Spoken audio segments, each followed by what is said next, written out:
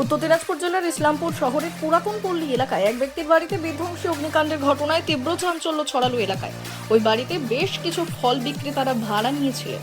স্থানীয় সূত্রে জানা গিয়েছে, রবিবার রাতে আচমকা একটি বাড়িতে আগুন দেখতে পান স্থানীয়রা। এরপর তড়িঘড়ি আগুন নেভানোর কাজে হাত লাগিয়ে দেন স্থানীয়রা।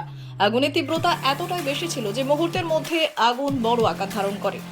খবর দেওয়া হয় ইসলামপুর থানার পুলিশ ও ইসলামপুর দমকল বাহিনীকে। খবর পেয়ে ঘটনাস্থলে পৌঁছয় দমকলের একটি ইঞ্জিন এবং আগুন নিয়ন্ত্রণে আনে।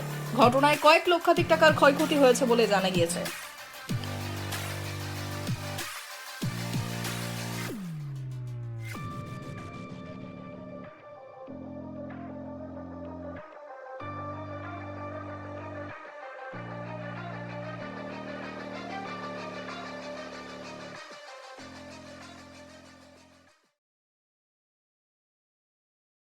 ঘটনাটা কি হয়েছে, এই যে আগুন লাগছে, তারপরে ফায়ার ব্রিগেডে ফোন করা হয়েছে, ও ঠিক মতন চলে আসছে সময় 1 মিনিটের মধ্যেই।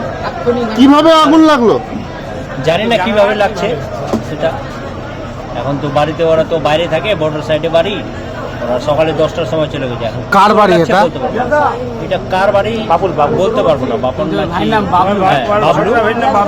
বাবলু নাম, ওর বাড়ি গ্রামে। বাড়িতে লোকজন নাই? না, লোকজন নাই।